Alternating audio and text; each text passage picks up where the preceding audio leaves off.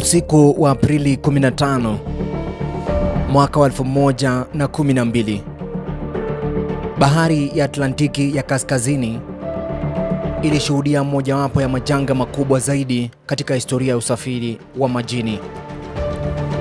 Ajali ya meli ya kifahari RMS Titanic. Titanic ilikuwa alama ya fahari na maendeleo ya karne ya 20. Ilibuniwa kama meli isiyozama, kubwa, yenye anasa na ya kisasa kuliko zote zilizowahi kutengenezwa. Mnamo Aprili 10 mwaka 1912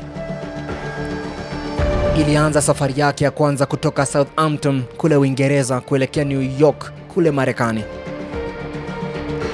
Abiria wake walikuwa mchanganyiko wa watu matajiri, wasafiri wa kawaida na wahamiaji waliokuwa na ndoto ya maisha mapya. Lakini safari hiyo haikukamilika.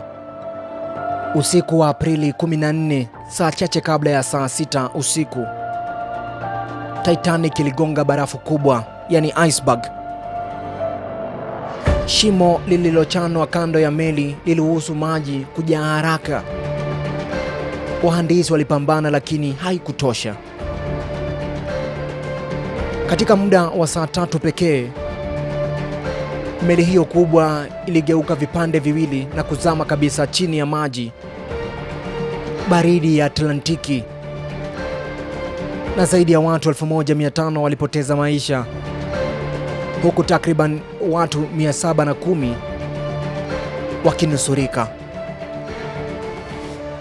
Sababu ya maafa haya zilikuwa nyingi: upungufu wa boti, uzembe katika kuzingatia tahadhari za majini, na vilevile doria za kudumu za kugundua barafu zilikosekana.